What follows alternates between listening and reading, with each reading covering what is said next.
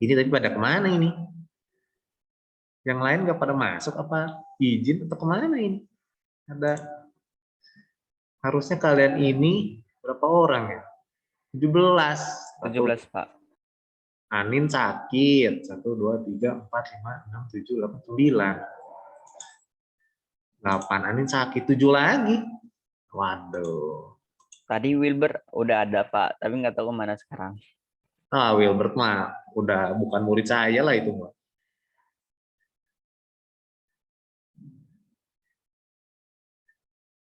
Udah seenaknya nggak bisa lah kalau begitu ya. Saya suruh dia ke sekolah, nggak sekolah-sekolah deh. Udah. Minggu depan udah US, nggak ikut USPN ya udah. Ternyata nggak di pelajaran saya aja dia kayak begitu. Ya elah. Orang mau udah mau lulus, masih betingkah. Jadinya nggak lulus. Oke, kita lanjutkan saja. Terakhir itu sampai di laporan laba rugi. Mana ya? Ntar saya share dulu filenya. Ini nih. Nah, terakhir itu ini ya, 2 minggu lalu di laporan laba rugi. Gimana menghitung di laporan laba rugi ini di perusahaan dagang, ini lebih banyak yang dihitung. Nggak cuma dari sisi pendapatan dan beban aja. Tapi menghitung dulu penjualan bersihnya. Dari mana dapat penjualan bersih? Dari sini. Penjualan dikurangi retur, penjualan dan potongan penjualan. Terus kita menghitung juga ada yang namanya harga pokok penjualan. Yang ini. Harga pokok penjualan, yang ini nih cara menghitungnya nih sampai sini. Dan di dalamnya termasuk menghitung nih pembelian bersih. Nah ini caranya, ini aja nih akun-akun yang dihitung, akun-akun yang termasuk ke dalam menghitung harga pokok penjualan. Kalau yang IPS, nanti di ekonomi, kalau kemarin di LUS nggak ada ya cara ngitung HPP kan, bagus lah, bersyukur berarti aman. Biasanya ada cara menghitung harga pokok penjualan nih kalau yang ekonomi IPS nih, nanti di US nggak tahu ada keluar nggak nih. Nah tapi ingat aja di sini nih, akun yang dihitung ini doang nih, persediaan, pembelian, beban angkut, retur, potongan. Nah, ini yang dihitung di HPP. Nah, dari situ dapatlah kita laba kotornya. Laba kotornya berarti dari penjualan bersih dikurangin harga pokok penjualannya. Dapatlah harga kotornya sekian, baru dikurangi beban. Nah, beban-beban penjualan dan beban-beban usaha atau administrasi dan umum. Dijumlah baru jadi laba bersih. Nah, nanti biasanya kalau yang IPS juga nih, ingetin, kalau yang IPS, kalau yang IPA kan nggak ada nih. Di US, kemarin di US, di LUN, itu nggak ada menghitung laba bersih. Siapa tahu nanti di UN ada, minggu depan ada. Nah, menghitung laba bersih itu dari sini. Laba kotor ini, atau dari harga pokok ini, harga pokok dikurangi penjualan, dikurangi beban. Nah, itu jadi laba bersih, laba usaha. Laba bersih usaha ini. Ingetin 3 itu aja kalau misalkan nanti ada. Biasanya soal pilihan ganda kan dia udah kasih datanya. Nah, ingetin aja itu tuh. Nah, lalu ditambah kalau ada pendapatan atau dikurangi lagi beban yang ada di luar usaha. Kalau di sini di datanya ada pendapatan bunga ya, berarti tinggal ditambah dari sisi pendapatan bunganya. Nah, inilah baru laba bersih sebelum pajak. Kenapa laba bersih sebelum pajak? Karena nanti, nah ini dilaporkan kalau perusahaan kan pasti melaporkan pajak penghasilannya nih. Nah, yang dilaporkan yang mana? Ini laba bersih sebelum pajak ini yang dilaporkan, bukan dari omset penjualan. Ini kan kalau omset penjualan 600 juta, ya kali bayar pajaknya dari 600 juta kan gede tuh. Nah, ternyata bukan. Kalau hitungan dari pajak, itu yang dikenakan pajak itu ini nih. Setelah dikurangi semua, dihitung semua, nah di sini nih, laba bersih sebelum pajak ini. Nah, ini yang dikenakan pajak. Kalau pengusaha itu dia 1%.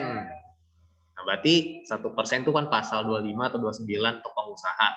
Berarti ini nih 1% dari sini berapa nih?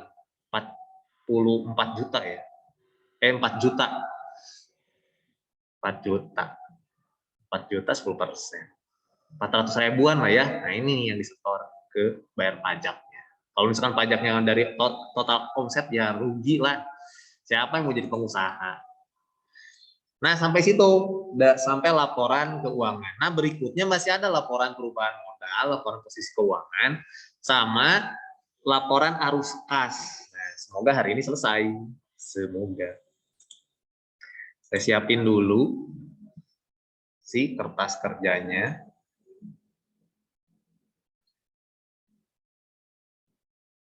Datanya kita pakai dari daftar saldo setelah penyesuaian. Kita pindahin dulu sini, terus ini juga di sini.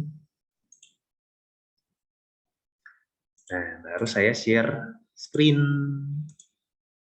Nih. Yang sebelah kiri layar kalian data ini apa? Data nih, neraca saldo setelah penyesuaian. Nah, ini udah dimasukkan kemarin. Nih. Nah, kita akan masukkan di laporan perubahan modal. Laporan laba rugi sudah, berikutnya laporan perubahan modal. Nah, laporan perubahan modal ini yang dihitung apa? Ini laporan perubahan modal yang dihitung hanya laba atau rugi perusahaan yang sudah kita hitung di laporan laba rugi sebelumnya. Nah, ini berarti ini nih, yang si 44 juta ini nih.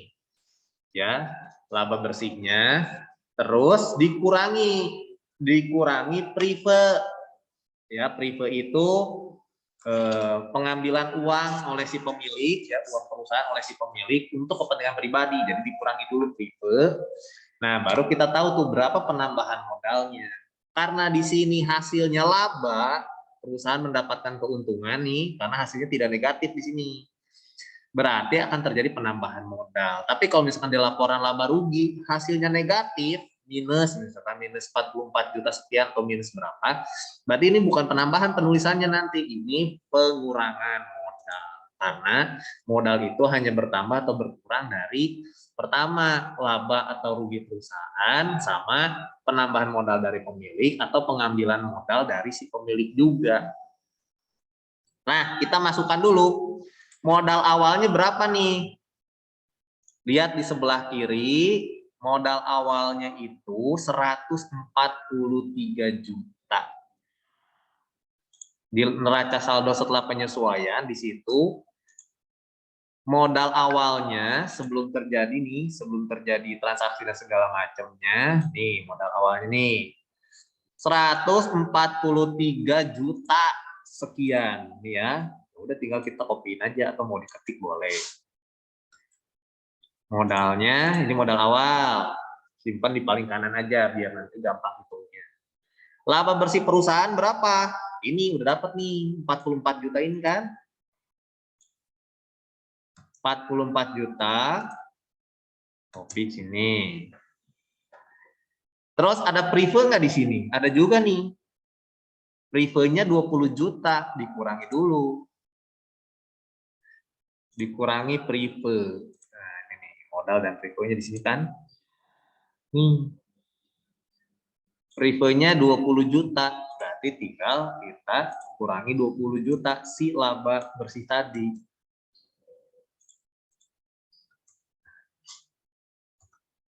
Kurangi. Jadi berapa nih penambahan modalnya? 44.288.000 dikurangi si prive 20 juta. Jadi 20 juta 24 juta 288. Nah, inilah jadi terjadi penambahan modal. Ganti tulisannya biar gede. Nah, sebesar 24.288 juta.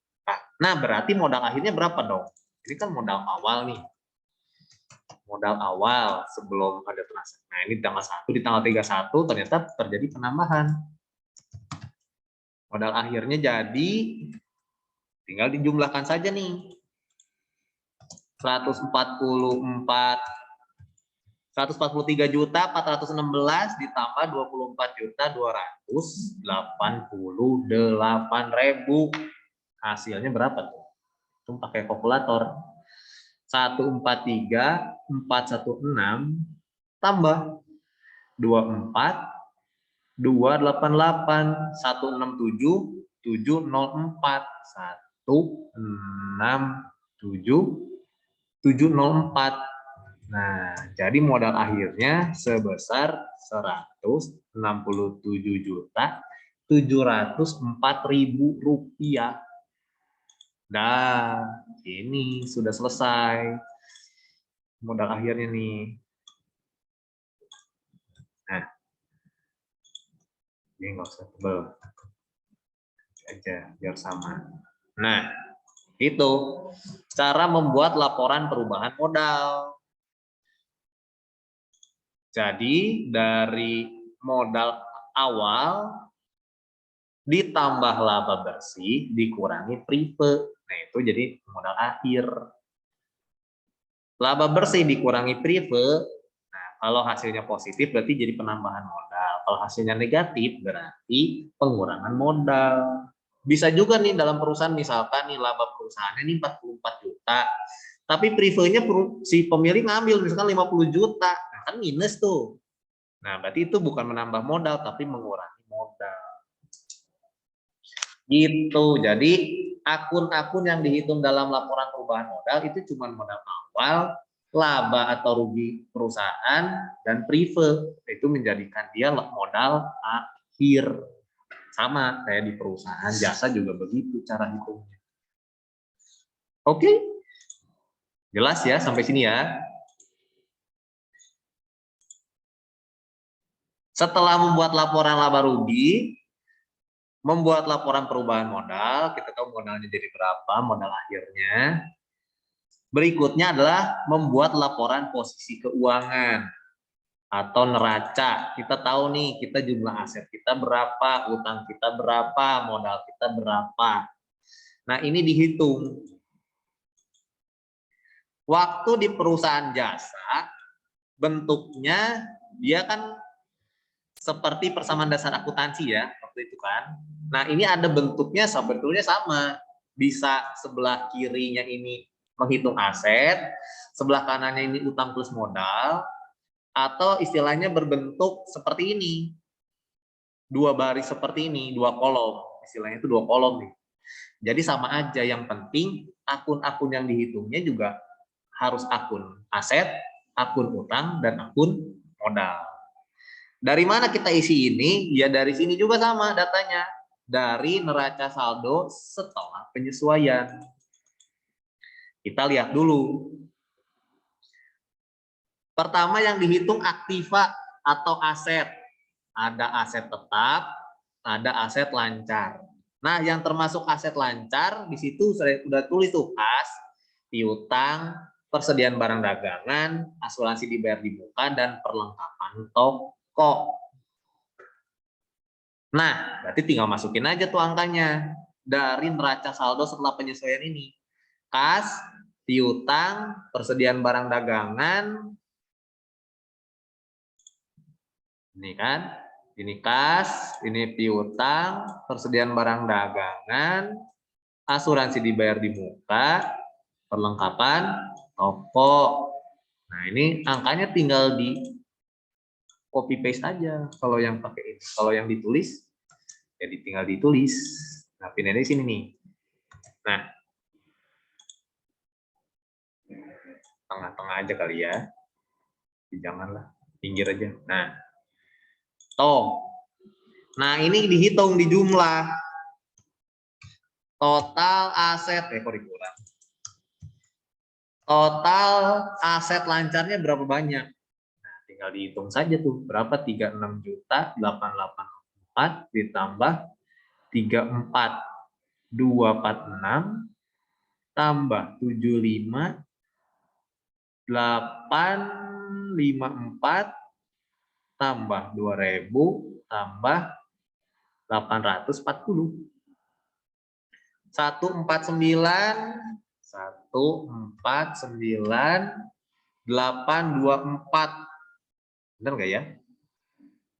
Coba cek. 824. Benar nggak?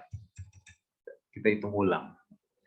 36.884, 34.246, 75.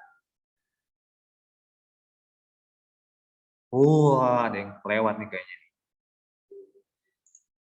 Piutangnya bukannya tadi ada piutang ini ya.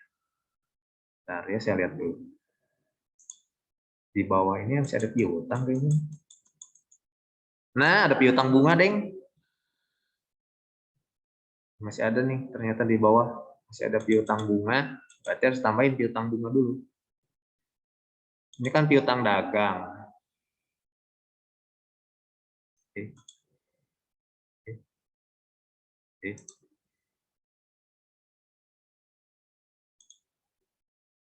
Ada piutang bunga, Deng, nih, kelewat. Tulis aja lah ya, piutang bunga. Piutang bunganya ini 80.000. Nah, ini kelewat nih. Sorry.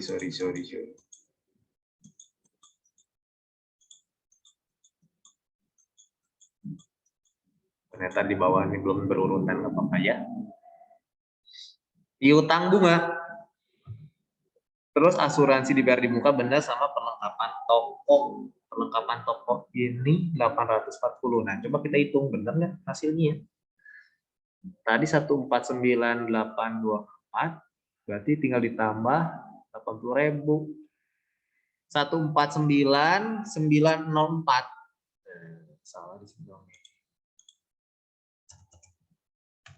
Nah, jumlah aset lancarnya ini nih. Nah, udah ketahuan jumlah aset lancar 149.904. Nah, ini ya. Tadi di bawah ada piutang bunga. Hati-hati kelewat juga ya. Terus berikutnya aset tetap ada peralatan toko. Pak. Ya. Itu jumlah aktif lancar nggak berubah, Pak? 149.904. Iya, Pak, kan tambah piutang bunga itu, Pak. Tuh, saya yang salah. Coba cek ulang lagi. Tadi kan sebelum itu dia 149.824 tadi saya hitung. Sebelum ditambah 80.000. Coba. Yang lain gimana? Benar, Pak. 194.904 ya? 149.904. Nah, oke. Berarti benar tadi ya. Sebelum ditambah 80 itu 149.824. Oke. Thank you. Terus ini peralatan tokonya ada akumulasi penyusutan peralatan toko. Nah, ini ingat nih kalau ada akumulasi dia dikurangi bukan ditambah. Tinggal kita masukkan saja nih angkanya di sini. Si peralatan toko 43 juta, akumulasi penyusutannya 17 juta. Nah, ini dikurangi. Kan mengurangi nilai aset tetap kalau penyusutan itu kan. Hasilnya berapa tuh? 440 dikurangi 17, 168, 26, 272. 272 juta. Ini total aset tetapnya.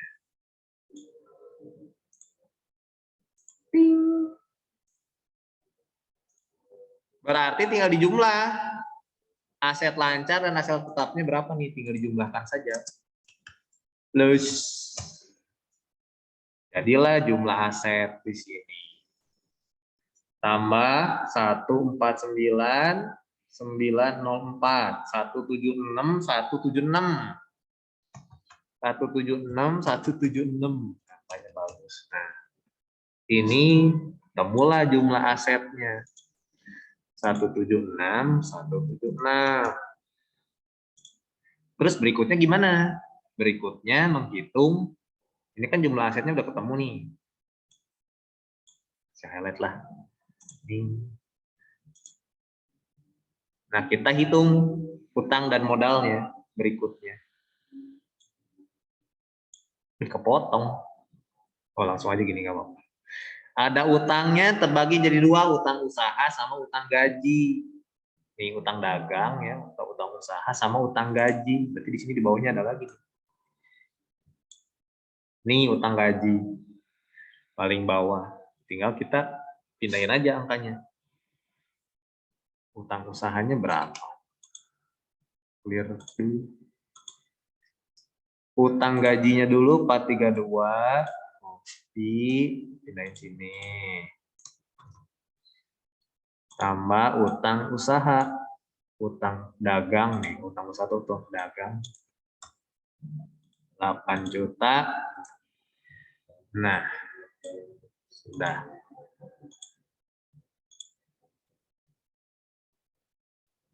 Di jumlah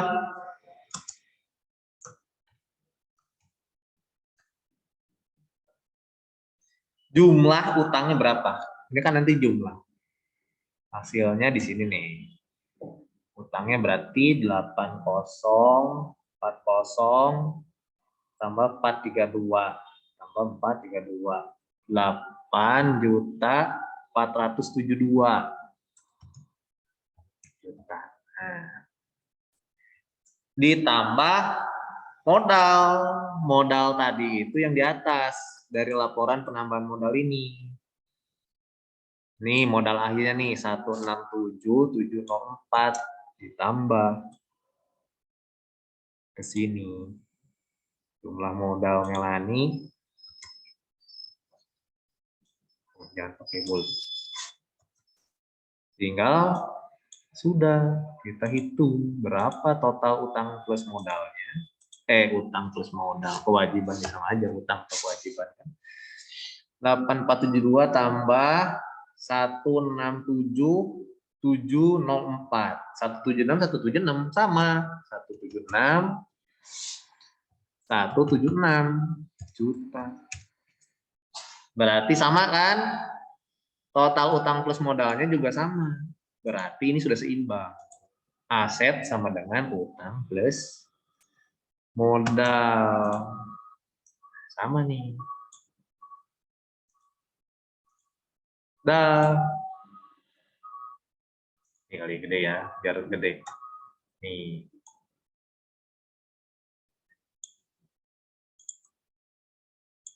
Ini laporan posisi keuangannya. Jumlah asetnya 176 juta, 176.000.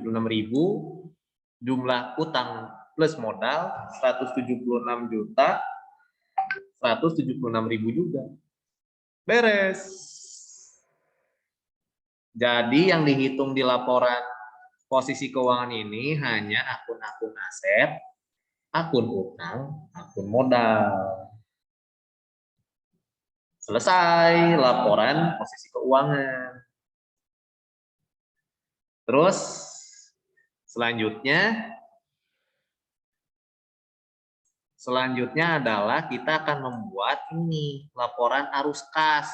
Nah, waktu di perusahaan jasa ini kan nggak dibuat nih. Jadi kalau di perusahaan jasa itu boleh dibuat, boleh juga enggak. Kalau di perusahaan jasa. Kalau di perusahaan dagang ini lebih ke harus atau wajib. Kenapa kalau di perusahaan jasa nggak wajib?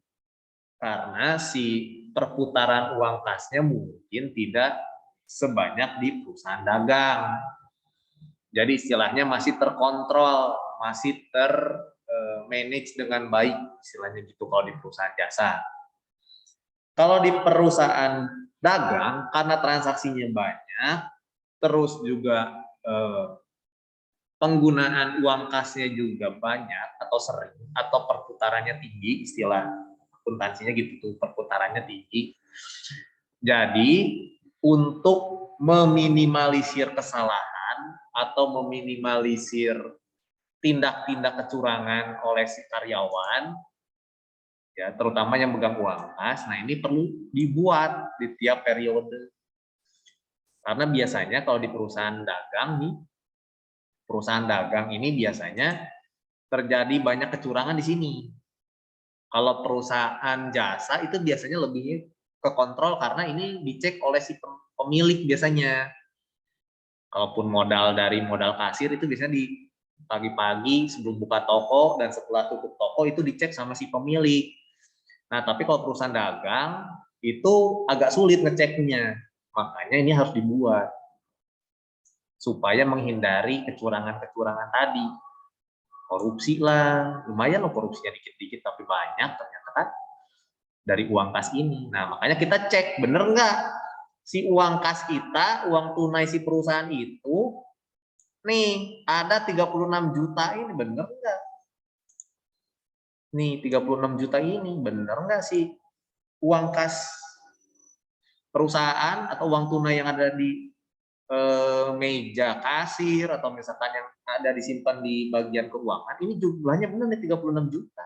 Kita cek bener nggak? Gimana cara ngeceknya?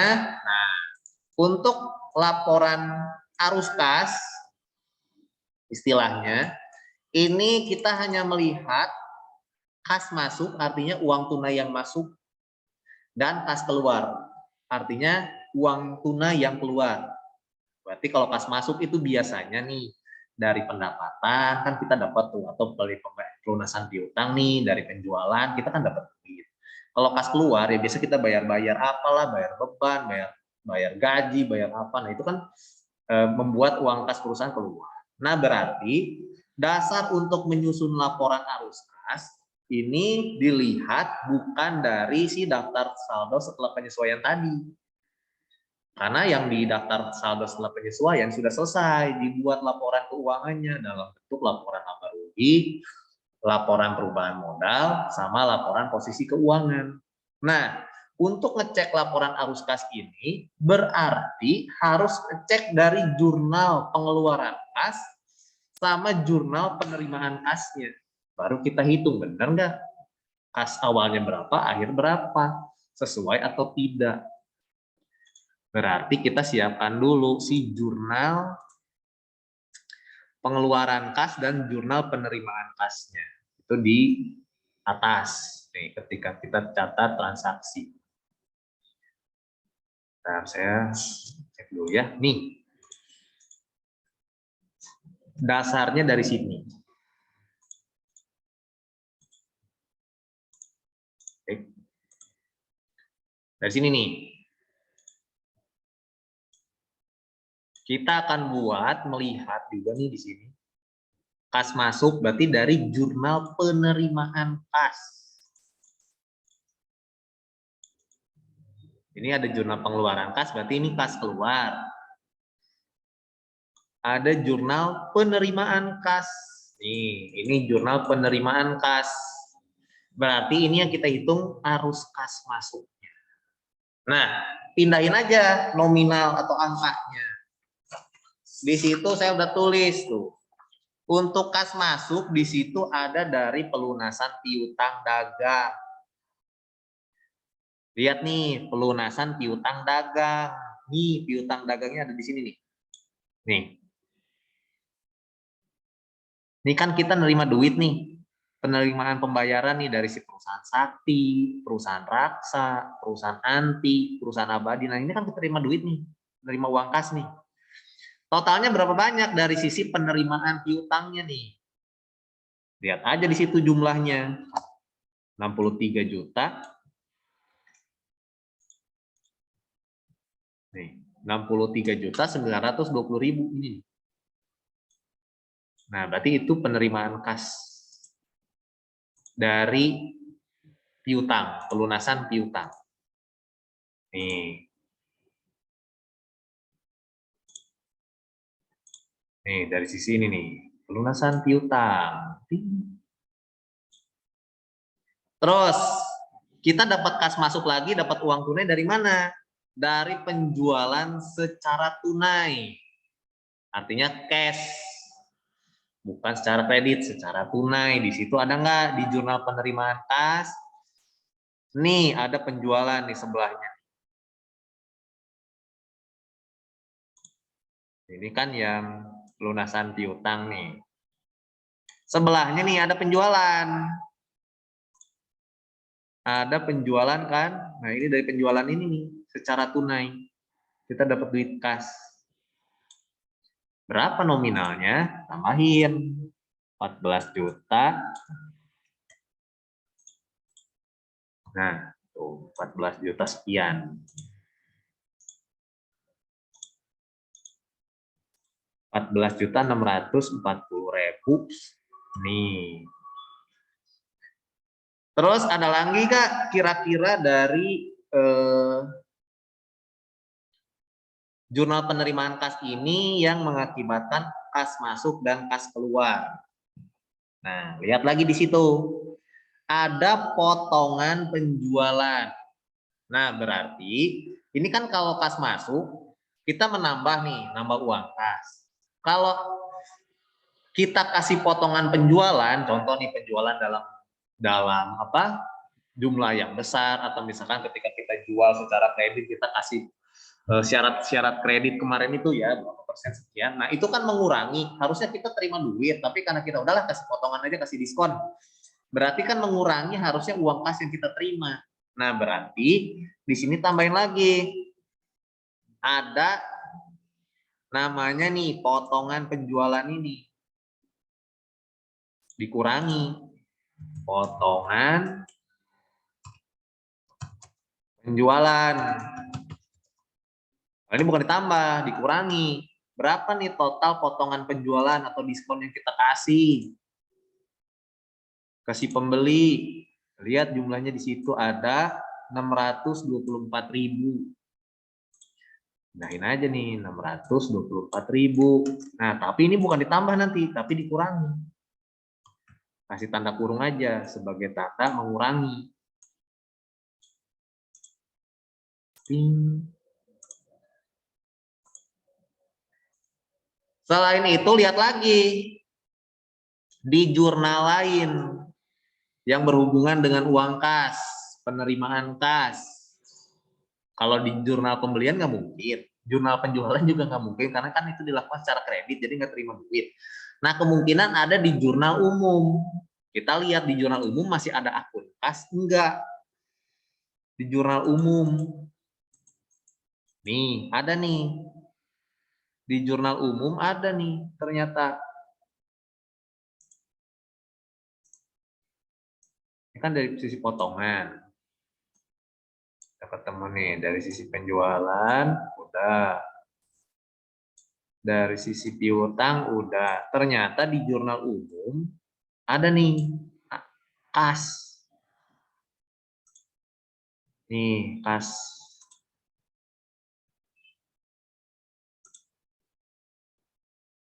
Nih, 600.000. Kita terima nih. Nerima duit nih. 600.000. Tinggal tambahin di sini berarti. Tambahin lagi sini karena di sini kurang. Tambahin aja insert kolom. Tambah di sini berarti jurnal umum, kas dari jurnal umum.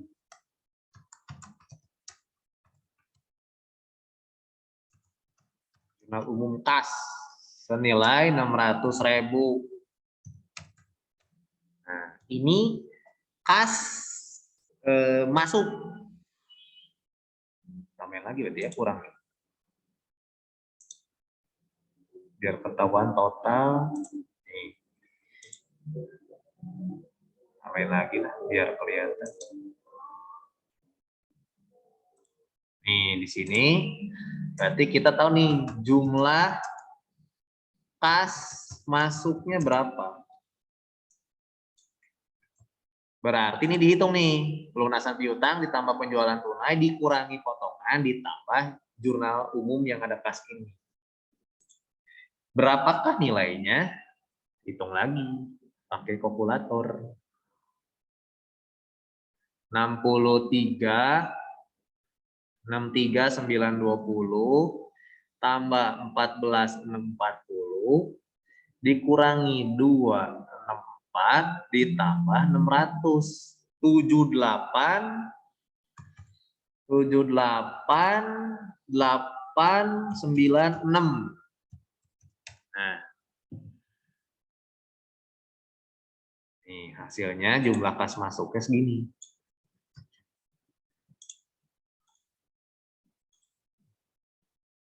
Nih.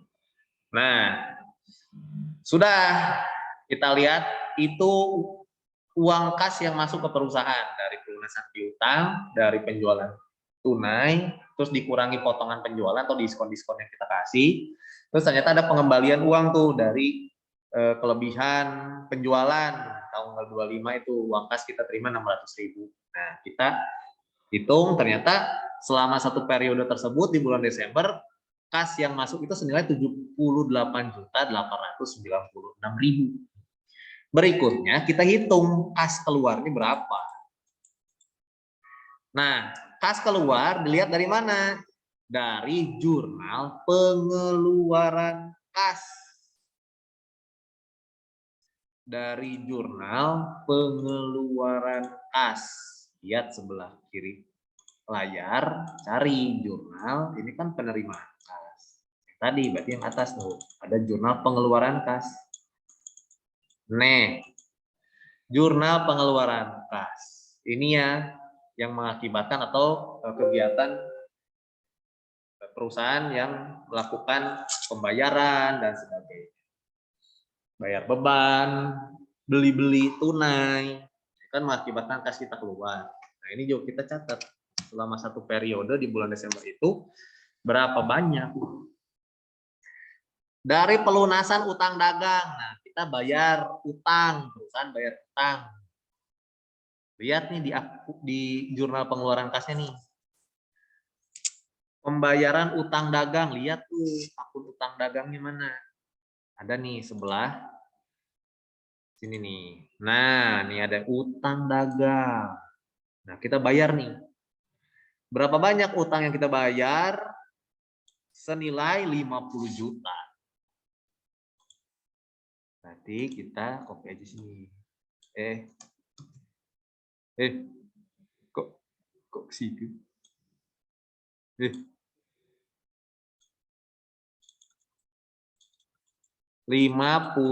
juta. Nih.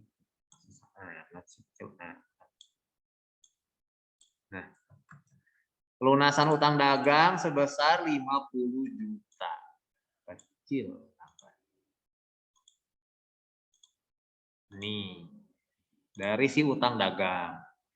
Terus kita mengeluarkan uang kas buat apa lagi? Ketika kita melakukan pembelian secara tunai. Beli barang di distributor, agen, atau misalkan apapun itulah. Dari pabriknya atau apapun. Nah, ini lihat nih. Ini pembelian secara tunai di sini.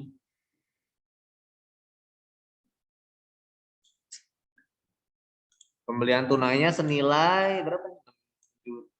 6.920.000. Beli pembelian tunai. Nah, 6.920.000. Terus, nah, ada lagi pembayaran beban. Di situ ada retur penjualan dan pengurangan harga. Berarti kita lihat dulu tapi jumlah beban-bebannya berapa nih sini? Pembayaran beban ini nih ya, akun nih. Beban sewa, beban akun pembelian, beban iklan, beban akun penjualan, beban gaji penjualan, bagaimana dan pembelian perlengkapan tokonya nih. Berarti di sini tambah dulu ada perlengkapan toko.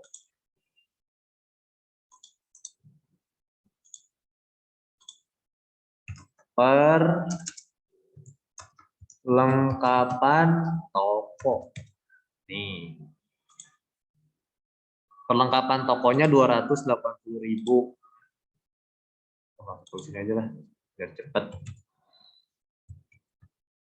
Nih, ada kita beli perlengkapan toko senilai 280.000 kan. Nih. Sisanya beban-beban ini dijumlah. Total bebannya berapa tuh? Beban, nggak kelihatan. Bisa gedein dulu lah. Beban sewa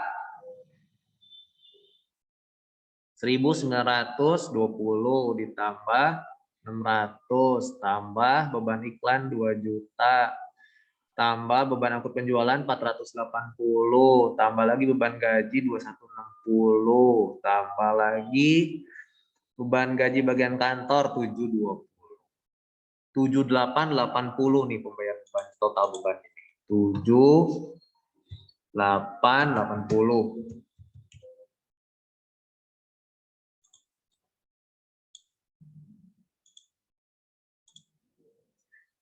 Nah, udah nih. Berarti ini juga udah ditukar, udah dihitung.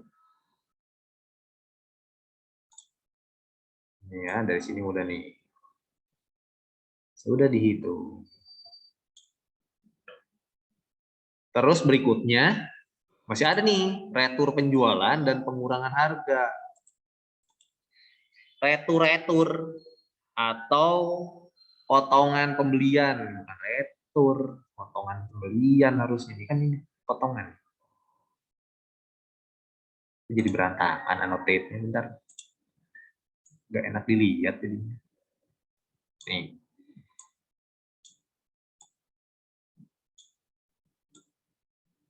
Nah, di sini ada potongan pembelian. Nah, ini bukan retur nih, salah ya. Salah tulis. Ini ada kan kalau kas masuk dia ada potongan penjualan. Nah, di sini ada potongan pembelian. Kalau yang lainnya ditambah sama. Ini ketika kita beli kita kan dapat diskon. Jadi harusnya misalnya kita keluarkan duit 1 juta, dapat diskon 100.000. Berarti kita dapat potongan 100.000. Nah, berarti kan duit yang keluar cuma 900.000, bukan 1 juta.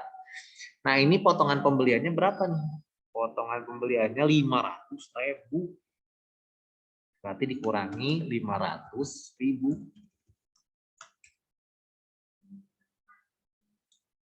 Oke. Barulah kita hitung. Total kas keluar.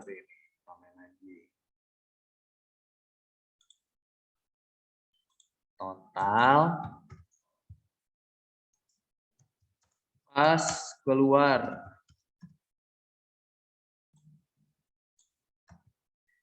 Nah, berapa tuh? Kita hitung lagi.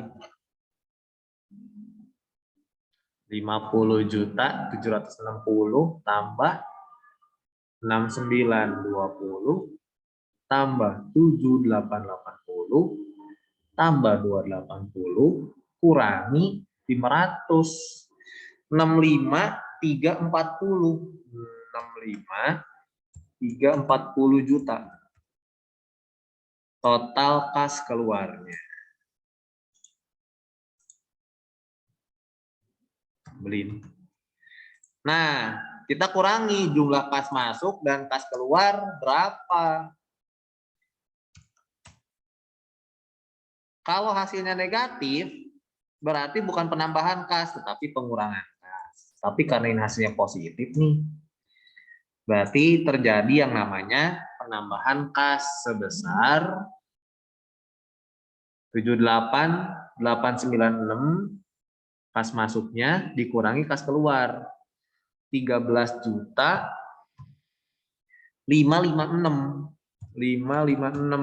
Nah, terjadi penambahan kas senilai 13 juta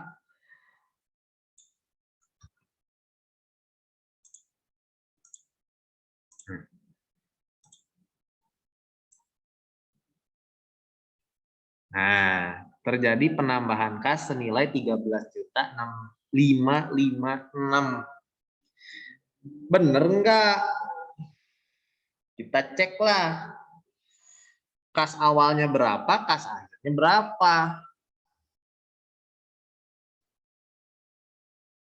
Hapus dulu annotate. Kan kita cek nih, kas awal berapa, kas akhir berapa. Kas awalnya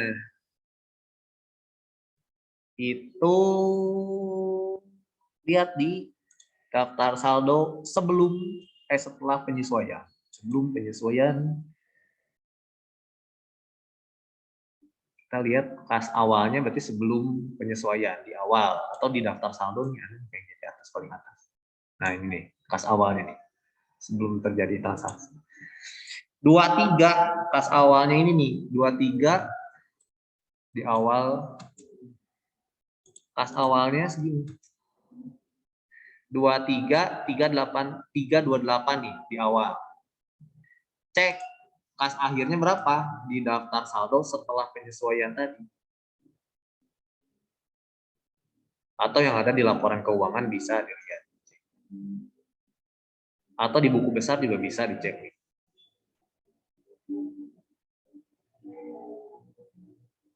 Nih, kas akhirnya itu 36884, bener nggak? 23.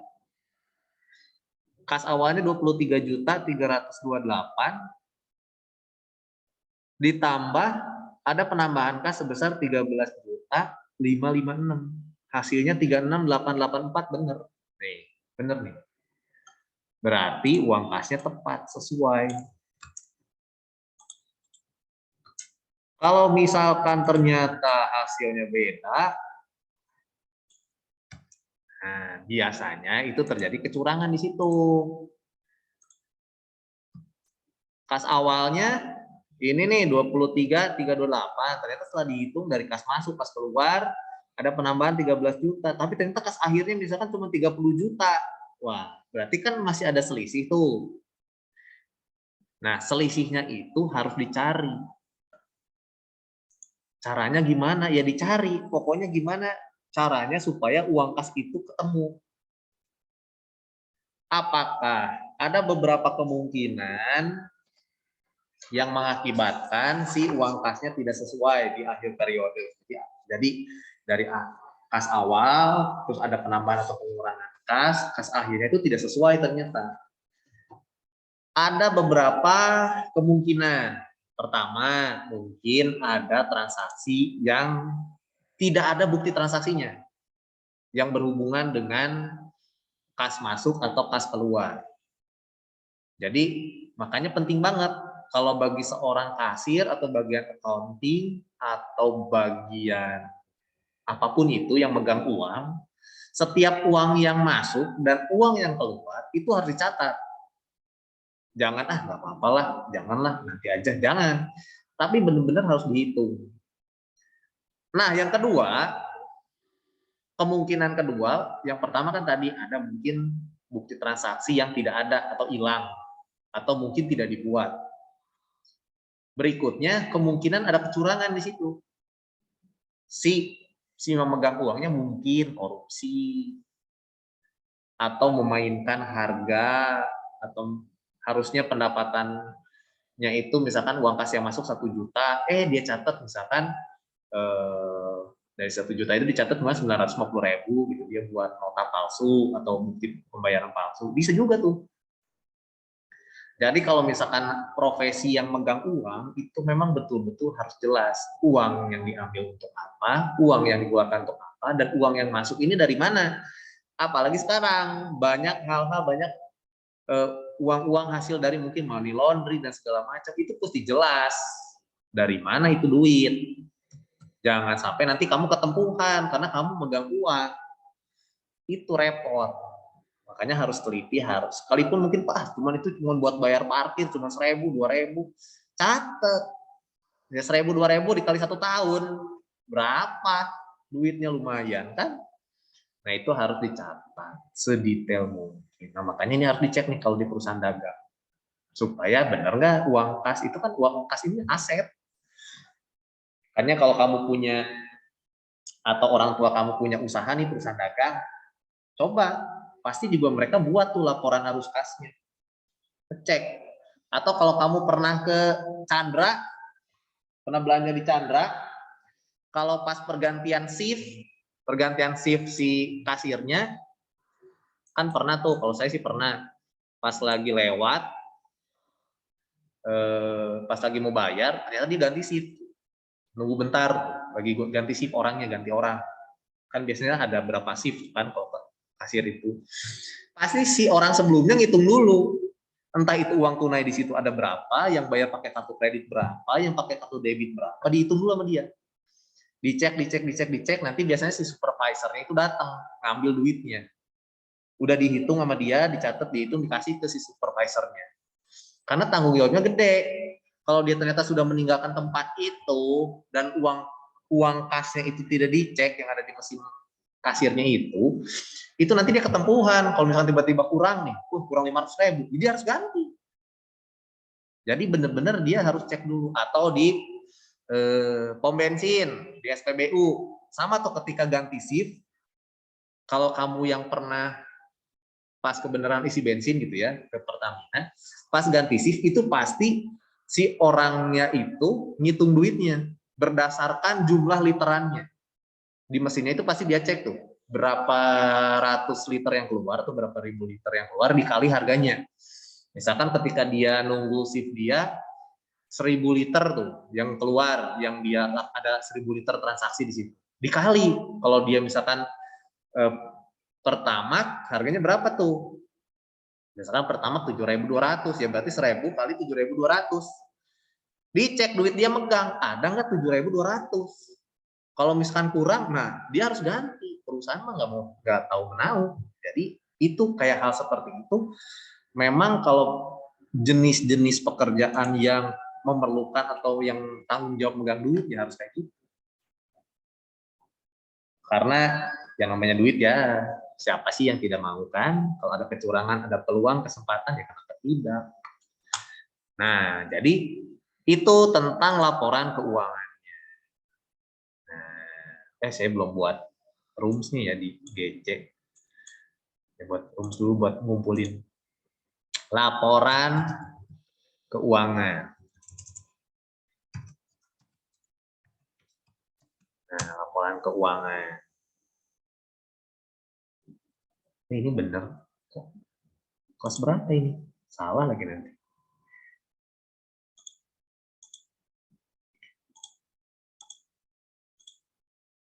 Nah, berarti yang sudah tinggal dikumpul. Ini lumayan masih nilainya nih, masih nambah 2 kali meeting lagi dapat 2 nilai lagi buat nambah. Buat nambah nilai. Kalau nilai lulus kemarin sama nilai ini kan untuk nilai rapor. Kalau nilai USBN, nah itu buat nilai ijazah nanti. Tidak ada rekayasa ya, kamu nilainya kayak kemarin 75 ya 75 nanti di ijazah. Itu nilai asli. Tapi kalau nilai lulus, LUN kemarin sama nilai-nilai rapor ini buat nilai rapor.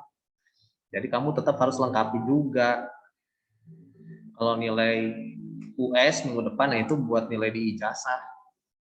Jadi kamu tinggal pelajari saja yang materi yang saya kasih. Kalau akuntansi kan nggak masuk nih, cuma buat IPS doang. Yang IPA IPS ya di materi yang saya kasih kemarin. Kemarin juga kan paling kecil nilainya 75 tuh. Harusnya sih bisa lah, minimal 75. Oke? Ada yang tanyain dulu nggak? Tidak ada. Nah, sudah. Kalau tidak ada, kertas kerjanya bisa dikumpul. Yang laporan keuangan, kita ketemu lagi minggu depan. Sekali lagi, kita bahas tentang jurnal penutup. Sedikit. Semoga selesai. Kalau nggak selesai ya sudah ya. Minggu depan selesai nggak selesai ya kelasnya juga harus selesai kan. Kalian beres juga belajar. Oke ya, cukup ya. Kita ketemu lagi minggu depan. Selamat pagi semuanya, good morning.